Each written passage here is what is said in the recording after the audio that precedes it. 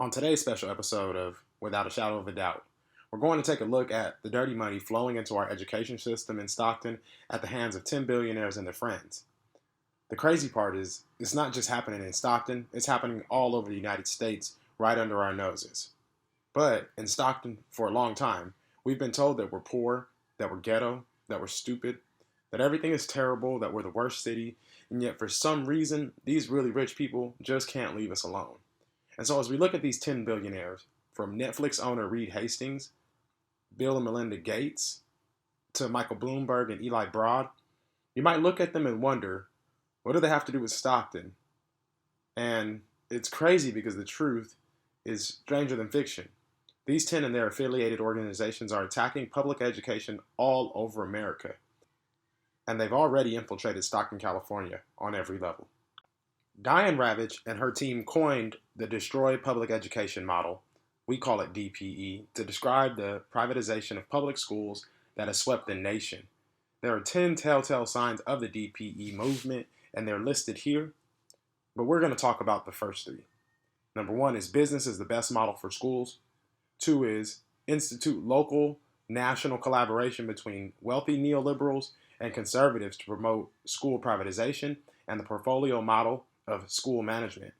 Three, direct large sums of money through advocacy organizations to recruit, train, and finance pro-privatization school board candidates. In Stockton, between 2016 and 2020, we saw the fruition of this plan come to life, but everyone except a few ignored the problem and the looming crisis that was created by these bad actors. In Stockton, directing large sums of money through advocacy organizations to recruit, train, and finance pro-privatization school board candidates became all the rage. A 209 Times investigative article delved into the push to privatize public schools in Stockton, and three board members that aligned with John Deasy in 2016 through 2020 to help him. The first one is our current board president of Stockton Unified School District, SUSD trustee Angel Ann Flores, who is a former employee of Aspire Charter Schools in Stockton and is part of a public alliance and voting bloc along with Lang Lungtao and Candelaria Vargas. Next up is Lang Lungtao, who is not only the best friend of former Mayor Tubbs, but he also was a former SUSD trustee and president of Stockton Unified School District. And last but not least is Candelaria Vargas, who is married to Max Vargas, who was a personal assistant for former Mayor Tubbs, who endorsed and pushed for all three of the trustees to be elected while working in their campaigns. All three of these SUSD trustees are not only part of the Reinvent Network, but are also members of an organization called School Board Partners that are seeking to push a Wall Street-inspired portfolio model of big corporate charter schools under the guise of reform in urban cities across America, including Stockton. But let's get back to Reed Hastings, John Arnold, all these billionaires. They got together and they created this group called the City Fund. And they also worked with a former founder of Aspire Charter Schools named Duwop Don Shalvey, who just so happens to have a hidden relationship with some of these former SUSD board members, but also with a lot of the charter schools who were fast-tracked in Stockton Unified School District while Lang Lungtao was president of the board. You see, former mayor of Stockton, Michael Tubbs, he had a really huge focus on education. And while he always told everyone that it was because he wanted to help, students that were just like him who came from the places he came from, the obvious question is, did former Mayor Tubbs realize he was adopting the education agenda of U.S. Secretary of Education Betsy DeVos, the very conservative Walton Family Foundation, and the ultra-conservative libertarian mogul Charles Koch? Does Tubbs understand that he has embraced education policies Cornell's professor of African American Studies, Nolue Rooks, derisively labels Segronomics, the profiting from selling education to segregated, poor communities?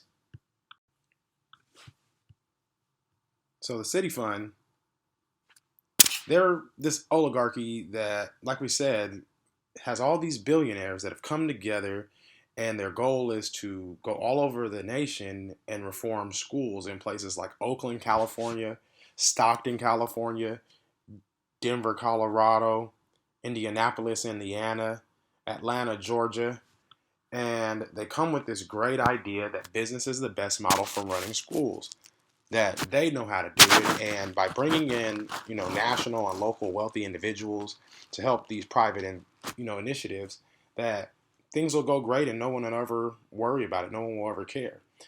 And so when we come back to the large sums of money that are coming through these organizations to put people in place to join the school board, like in Stockton, in the past, we saw Trustee Angel Ann Flores, Trustee Lang Lungtao, and Trustee Candelario Vargas. And in this 2022 version, we see Angel Ann Flores, Sophia Colon, Donald Donaire, and Kenitha Stevens.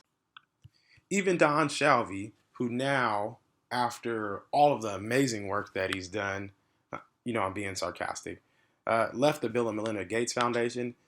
He's here in Linden, California, not too far from Stockton, and making sure that he controls the show. And so the congratulations from San Joaquin A Plus and Don, Doo-Wop Don, as we like to call him, has the party going on. This is Don. This is also Don reaching out to current superintendent, well, interim superintendent of Stockton Unified School District about 4 years ago. And he's reaching out to her with a colleague from the city fund, as is ironic enough, named Kevin Schaefer.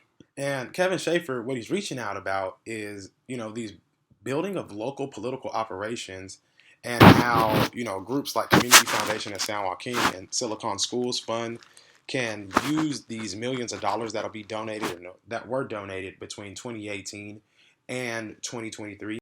The San Joaquin Community Foundation is led by Moses Sapien, who's the CEO and president. You might notice Moses from here with former Mayor Tubbs.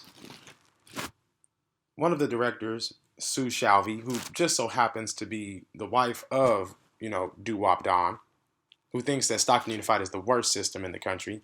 And it benefits him to say that it's the worst, because the worse that it is here, the more money that Don, as a charter school developer, can make alongside his building developer friends.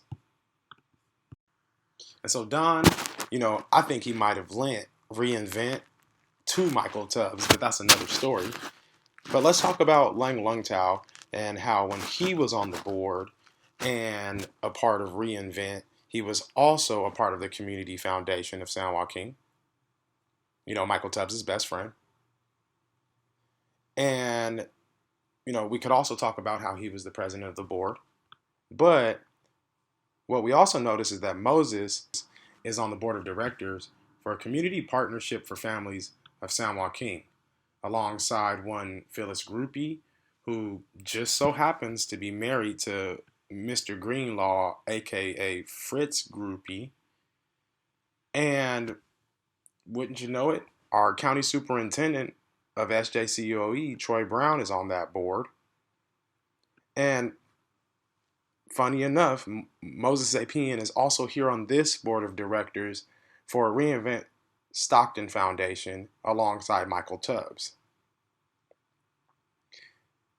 One of the partners for Reinvent Stockton Foundation is current board trustee Sophia Colon. And, now you might be getting to understand how the city fund uses oligarch money to privatize public schools. So let's go through it again. First, they convince the public that business is the best model for running schools. Then they throw a bunch of money into the school board elections. They establish unified enrollment for public and charter schools, undermine teacher professionalism, implement innovation schools, develop a funding conduit for national and local wealthy individuals and organizations to support local privatization initiatives, co-locate charter schools with public schools using rules that favor charter schools, develop a network of local organizations or affiliates that collaborate on the agenda, and support gentrification. But who are these groups? Outside of the Community Foundation of San Joaquin and Silicon Schools Fund, who are these groups that are receiving these monies in Stockton? Well, one of them is the Community Foundation of San Joaquin. Also, Faith in the Valley, which is a church kind of religious organization, but they really support a lot of the legislation and a lot of the voting efforts of Michael Tubbs and friends here in Stockton. We got Little Manila Foundation, who Dylan Delvo is one of the heads of that foundation, and he's also a huge supporter of Michael Tubbs. Next up, we got Reinvent Stockton Foundation, who received $100,000. Who else? Restore the Delta, whose head of executive Barbara Barragon has been known to support all efforts of Michael Tubbs, and that $26,000 they received kind of looks like it was her salary and pay to continue that work. Once again, Reinvent Stockton Foundation. And, when we start counting up these dollars, they really start to add up. In the 2020 elections for school board candidates in Stockton Unified School District, we saw independent expenditure committees for 3 Stockton Unified School District candidates outspent everyone else 25-1. The organizations have been primarily fueled by billionaire Mike Bloomberg and pro-charter school group the City Fund through a series of nonprofit and political action committees. The people that were supported were Viola Shackelford, Valentina Silva, and Lang Lungtao in areas 1, 3, and 4. When asked about these large amount of monies that were coming from CVLF and the Campaign for Great Public Schools, Lang Lungtao said that he didn't know where the money was coming from, and he also didn't know why they were sending it. As we dive deeper into the Campaign for Great Public Schools, aka Public School Allies, as we dive into the Central Valley Leadership Fund, what we found is that these were just groups that were organized to funnel money from billionaires and millionaires down to our level to affect our elections.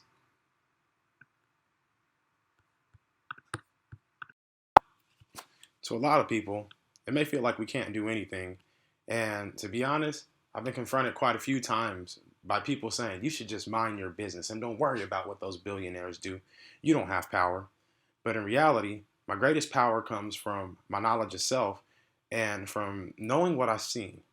And so when we look at Michael Bloomberg, when we look at former Mayor Tubbs and the way they made deals to ensure that money for education reform continued to come to people like Lang Lungtao, Michael Tubbs, and the Central Valley Leadership Fund, what we also have to notice is that there's no way that these people want what's best for our community. And so as we watch these groups line up time and time again and seek to control our community and our agendas, we have to understand who they are and how they do it.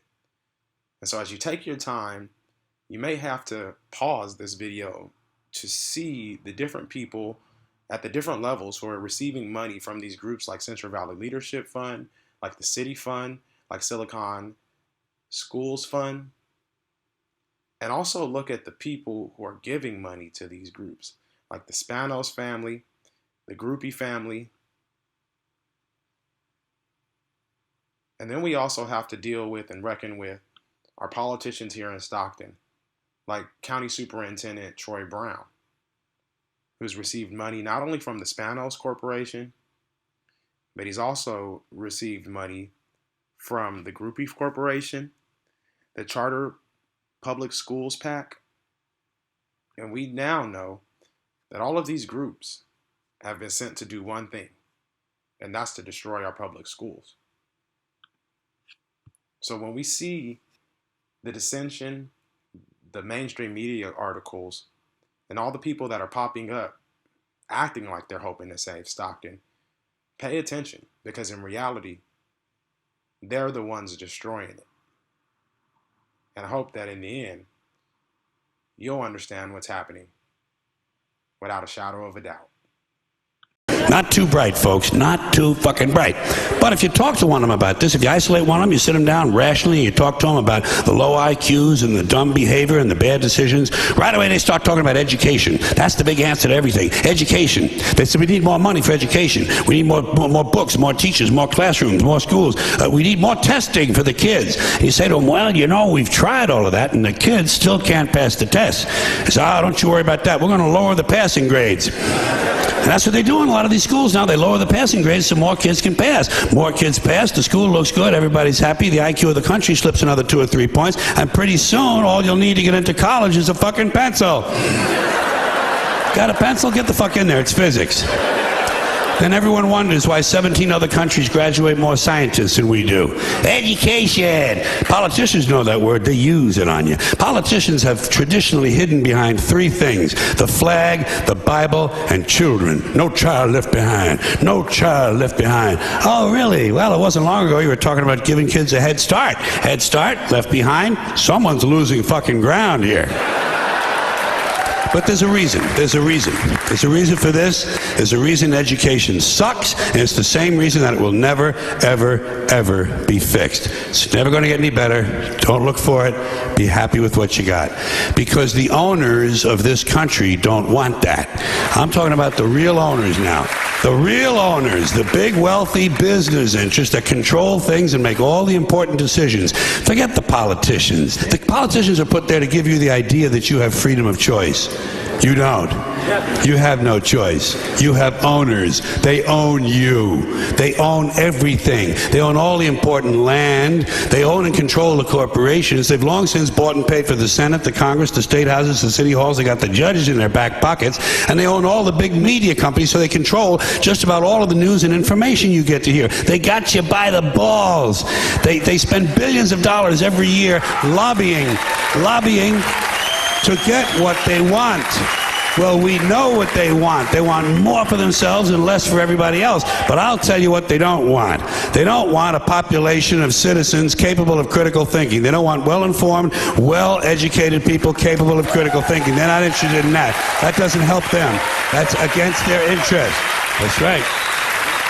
They don't want people who are smart enough to sit around the kitchen table and figure out how badly they're getting fucked by a system that threw them overboard 30 fucking years ago.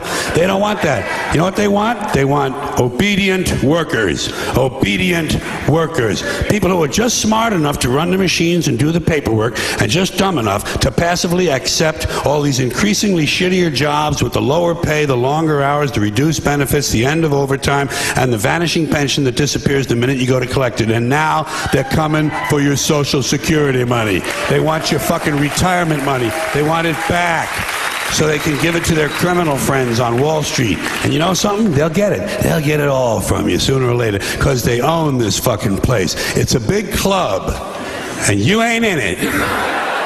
You and I are not in the big club. And by the way, it's the same big club they use to beat you over the head with all day long, when they tell you what to believe. All day long, beating you over the head in their media, telling you what to believe, what to think, and what to buy. The table is tilted, folks. The game is rigged. And nobody seems to notice. Nobody seems to care. Good, honest, hard-working people, white collar, blue collar, doesn't matter what color shirt you have on. Good, honest, hard-working people continue. These are people of modest means. Continue to elect these rich cocksuckers who don't give a fuck about them. They don't give a fuck about you. They don't give a fuck about you. They don't care about you at all. At all. At all. Yeah. You know? And nobody seems to notice. Nobody seems to care. That's what the owners count on. The fact that Americans will probably remain willfully ignorant of the big red, white, and blue dick that's being jammed up their assholes every day. Because the owners of this country know the truth. It's called the American dream, because you have to be asleep to believe it. Break it down in layman's terms for people who don't understand what's going on and how can this directly affect the people of the United States. So Ukraine is a country in Europe. It exists next to another country called Russia. We campaign with the plan. Uppercase T, uppercase P. The plan. Do you plan to visit the border? Not today. But I have before, and I'm sure I will again. I've said I'm going to go to the border. And when are you going to the border, Vice President? The administration has asked. I'm not finished. We've been to the border. So this whole thing about the border. You haven't been to the border. And I haven't been to Europe. And I don't understand the point that you're making. And I'm being clear with you right now. Yes, okay. And so if you're interested, I'll continue to be clear. There are a whole lot of people, especially people who live in rural communities, who don't, there's no Kinko's, there's no Office Max near them. It is time for us to do what we have been doing, and that time is every day. We are doing it. But should we have done it sooner? We are doing it. What do you see as the biggest national security challenge confronting the U.S.? What is the thing that worries you and keeps you up at night? Frankly, one of them is our democracy. You don't feel misused or underused? No, I don't. When folks vote, they order what they want, and in this case, they got what they asked for. I went off script a little bit.